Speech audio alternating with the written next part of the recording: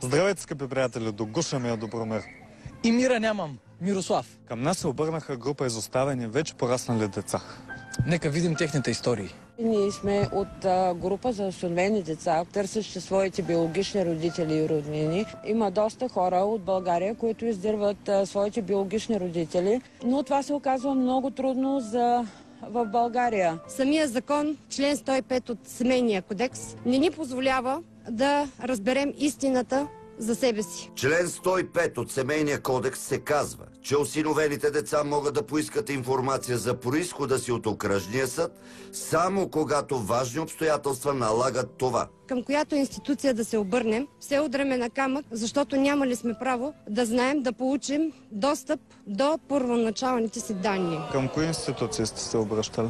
Значи обръщали сме се към съдът, към Община Стара Загора, служба ГРАО. Ходили сме в службата по вписванията, но ви и там удреме на камък. Единствено в ГРАО има информация, но там ни отказват категорично. Какъв е пътя, за да стигне един човек като вас до биологичните си родители? За жалост е много тежко, много за мен ужасяващо, защото трябва с майка си, говоря за родителя, който ме е осиновил, да отида в съда, да подам молба от нейно име и от мое име, след което тази молба трябва да бъде разгледана от председателя на окръжен съд Стара Загора и той да прецени дали ще ми се отвори делото. Закона казва така: при важни обстоятелства, но какви са тези обстоятелства, никъде не е упоменато. Подадох молба в съда, на което ми беше отказано, а молбата я подадах, защото имам здравословни проблеми. А какви отговори получавате от другите институции? Президентството изпрати отговор, че това не е в неговата компетенция. Народното събрание ми дадаха наставление, че за да има промяна в този закон, трябва да го внесе някой народен представител или там още куп други неща. Тоест, ако станете депутат, може и да се оправи работа. Евентуално, да. За сега само омбудсмана ни обърна внимание и даде препоръки, но само той не стига.